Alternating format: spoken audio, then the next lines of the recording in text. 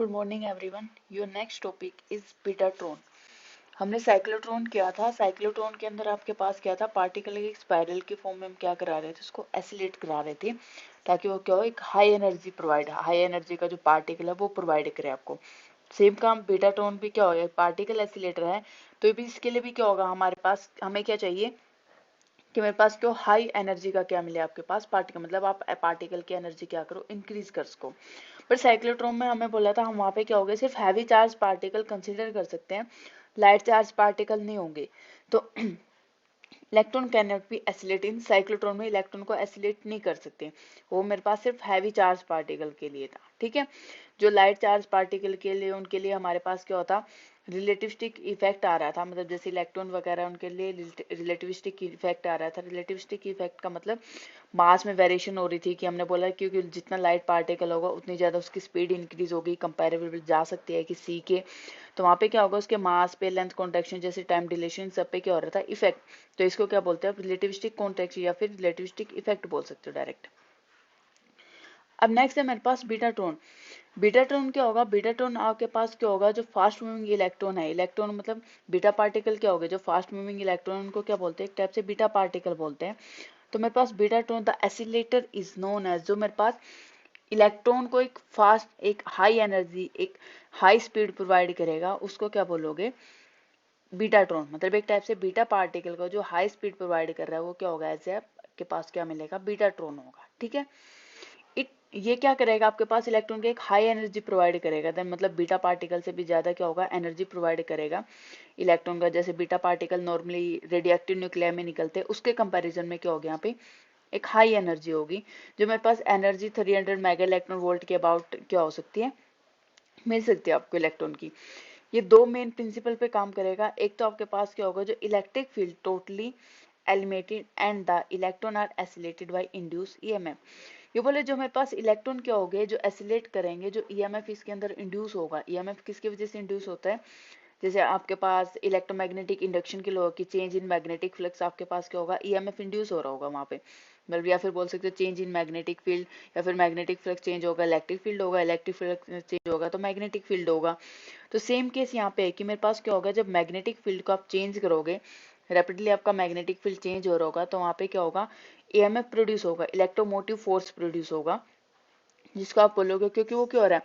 Magnetic effect की वजह से इंड्यूस हो रहा है, तो इस वजह से इसको क्या बोलोगे, इंड्यूस ईएमएफ बोलोगे। तो इंड्यूस ईएमएफ की वजह से वहां पे क्या होगा, आपका पार्टिकल एसिलेट करेगा। सेकंड, आपके पास इसमें जो पार्टिकल है वो सर्कुलर वे में एसिलेट करेगा, ना कि स्पाइरल में। उसमें मेरे पास एक स्पाइरल की फॉर्म में ऐसे रेडियस क्या हो रही थी, इंक्रीज हो रही थी, बट इसमें क्या होगी, इसकी रेडियस क्या होगी, कॉन्स्टेंट रहेगी, एक सर्कुलर वे में ही रोटेट करेगा। अब आते हैं मेरे पास बीटाट्रॉन कंडीशन। बीटाट्रॉन कंडीशन में क्या होगा, आपके पास क्या होगा, फैराडे लॉ पे डिपेंड करेगा, क्योंकि फैराडे ने हमारे पास क्या हो, इलेक्ट्रोमैग्नेटिक इंडक्शन के लॉ दिए थे कि क्योंकि मेरे पास बीटा पार्टिकल में बोले कि मेरे पास क्या होगा, ऐसे इलेक्ट्रॉन एसिलेट करेगा, help to electric field produce by changing magnetic field. ये बोला मेरे पास एसिलेट कर रहा होगा, मैग्नेटिक फील्ड चेंज होगा, मैग्नेटिक फील्ड चेंज होने की वजह से इलेक्ट्रिक फील्ड, या फिर इलेक्ट्रिक फील्ड की चेंज होने से क्या होगा, मैग्नेटिक फील्ड प्रोड्यूस होगा। तो फैराडे लॉ के अकॉर्डिंग मेरे पास क्या हो गया, इलेक्ट्रिक से मैग्नेटिक और मैग्नेटिक से इलेक्ट्रिक फील्ड प्रोड्यूस कर सकते हैं हम वेरिएशन के साथ।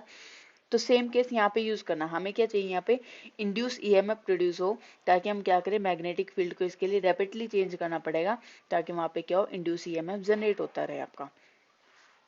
ये बोले जो मेरे पास सर्कुलर ऑर्बिट में रिवॉल्व करेगा, जो इलेक्ट्रॉन आपका क्या कर रहा होगा, एक सर्कुलर ऑर्बिट में रिवॉल्व करेगा, साथ के साथ क्या होगा, जैसे जैसे इंड्यूस ईएमएफ इंक्रीज होता रहेगा, साथ के साथ इसकी एनर्जी भी क्या होगी, इंक्रीज होती रहेगी आपके पास। ठीक है, इंड्यूस ईएमएफ इंक्रीज होगा, एनर्जी भी इंक्रीज होगी, बट रेडियस आपके पास क्या रहेगी ऑर्बिट की, कांस्टेंट। तो हमने मान लिया यहाँ पे फाई भी क्या है, फ्लक्स है। आपके पास क्या होगा, मैग्नेटिक फ्लक्स बोल सकते हैं, मैग्नेटिक इंडक्शन या फिर मैग्नेटिक फ्लक्स डेंसिटी। मेरे पास क्या होगा, ये मेरे पास क्या होगा, मैग्नेटिक फ्लक्स प्रोड्यूस होगा। मैग्नेटिक फ्लक्स क्या होता है कि number of line passes per unit area, एक टाइप से होगा मैग्नेटिक फील्ड की मेरे पास क्या हो, एक टाइप से जितना ज्यादा फील्ड आपका स्ट्रॉन्ग होता है ज्यादा क्या होगा, वहां पे फ्लक्स मिलेगा आपको। ठीक है, तो magnetic flux link with orbit increase at the rate. ये बोला मैग्नेटिक फ्लक्स कैसे लिंक होगा, कि आपके पास ऑर्बिट क्या होगा, इस रेट से इंक्रीज हो रही है, या फिर डायरेक्ट फैराडे लॉ के अकॉर्डिंग आप बोल सकते हो कि इलेक्ट्रिक फील्ड कब प्रोड्यूस होगा, जब आपके पास क्या होगा, मैग्नेटिक फ्लक्स क्या हो रहा है, चेंज हो रहा होगा रैपिडली। वर्क डन किसके इक्वल हो जाएगा आपके पास,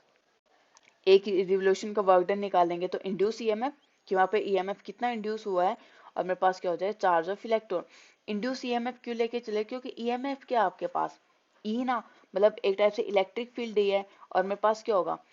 आपके पास फोर्स या फिर किसी फॉर्म में लेके, तो मेरे पास इंड्यूस ईएमएफ क्या होगा एक टाइप से इलेक्ट्रिक फील्ड, देखिए ई की फॉर्म में इलेक्ट्रिक फील्ड में शो कर रखा है, और ये क्या आ जाएगा चार्ज ऑन 1 इलेक्ट्रॉन। तो मेरे पास क्या आ जाएगा वर्क डन आ जाएगा किसका, एक रिवोल्यूशन का। ई क्या हो जाएगा आपके पास चार्ज, तो वर्क डन क्या आ जाएगा एफ इंटू ई के इक्वल। अब हमें क्या निकालना फोर्स एक्टिंग कि मेरे पास क्या होगा, जैसे सर्कुलर पाथ है इस पे टेंजेंशियल कितना फोर्स एक्ट हो रहा है, जैसे वो उसमें मूव कर रहा है या फिर उसकी स्पीड किसी पॉइंट पे हमें निकालना है कि इसके ऊपर फोर्स कितना एक्ट होगा। फोर्स वर्क डन किसके इक्वल होता है, फोर्स इनटू डिस्प्लेसमेंट, और वर्क डन आपका किसके इक्वल है ई मतलब इलेक्ट्रिक फील्ड, ई आपका चार्ज, तो यहाँ से एफ की वैल्यू निकाल लेंगे या फिर इसकी वैल्यू पुट करेंगे क्या है, अगर मैग्नेटिक फ्लक्स की फॉर्म में चाहिए तो मेरे पास ये किसके इक्वल था माइनस सी, ई आपके पास क्या था माइनस कल 5 कल टी, और मेरे पास ई क्या एज इट इज, तो ये क्या आ गया एफ इंटू 2 पाई आर। तो एफ के यहाँ से फोर्स की वैल्यू आ गई, क्या आ गया आपके पास एक टाइप से टेंजेंशियल फोर्स आ गया, कि वहाँ पे टेंजेंशियल रेडियल दोनों फोर्स लगेंगे, तो टेंजेंशियल फोर्स कितना अप्लाई हो रहा है। टेंजेंशियल मतलब एक टाइप से किसी फॉर्म में लेके चलते हैं परपेंडिकुलर फॉर्म में, रेडियल और टेंजेंट दोनों क्या होगा परपेंडिकुलर, तो मेरे पास क्या होगा ये हो गया ये टेंजेंट है, ये आपके पास रेडियस है, तो मेरे पास इस टाइप का फोर्स और इस वे में दोनों फोर्स निकालने, ये तो आ गया आपके पास टेंजेंशियल फोर्स। ठीक है, अब ये बोल रहे हैं मेरे पास क्या होगा, अब जैसे जैसे उस पर फोर्स इंक्रीज होगा वो ऑर्बिट में इंक्रीज करेगा, उसकी एनर्जी क्या होगी आपकी इंक्रीज होती जाएगी, रेडियस क्या रहेगी कांस्टेंट रहेगी। अब जब ऑर्बिट सर्कल में रिवॉल्व कर रहा है तो वहां पे क्या होगा सेंट्रीपिटल फोर्स भी होगा, हमारे पास मैग्नेटिक फील्ड भी चेंज हो रहा है क्योंकि ईएमएफ इंड्यूस हो रहा है, तो मेरे पास क्या होगा भाई सेम कंडीशन आ जाएगी, मैग्नेटिक फोर्स किसके इक्वल आ जाएगा सेंट्रीपिटल फोर्स के, तो यहाँ से क्या आ जाएगी आपके पास एम वी, ये आ गया centimetre M V square by R, तो क्या आ जाएगा बी ई वी, ये क्या आ गया एफ एम, वही मैग्नेटिक फोर्स किसके इक्वल आ गया M V square by R, M V किसके इक्वल आ गया बी आर के, तो यहाँ से एम वी मोमेंटम की वैल्यू निकाल सकते हैं क्या हो गया बी ई आर। अब तो मेरे पास क्या होगा tangential for acting on electron by Newton second law के अकॉर्डिंग क्या है कि मेरे पास क्या होगा डीपी बाई डी टी किसके इक्वल होगा, आपका डीपी बाई डी टी क्या होगा आपके पास चेंज इन मोमेंटम पर चेंज इन मोमेंटम किसके इक्वल होगा फोर्स के, तो मेरे पास क्या होगा यहाँ से आपने फोर्स फाइंड आउट कर दिया, तो इसको डेरिवेट करेंगे ई और आर दोनों कांस्टेंट है बट बी क्या करेगा वेरी करेगा, तो मेरे पास क्या होगा बी को चेंज कर दिया, बी का क्या हो जाएगा टाइम के साथ डेरिवेटिव कर दिया हमने। If A stable orbit constant radius, ये बोला अगर स्टेबल ऑर्बिट है कांस्टेंट रेडियस तो उसमें नेट फोर्स किसके इक्वल होना चाहिए,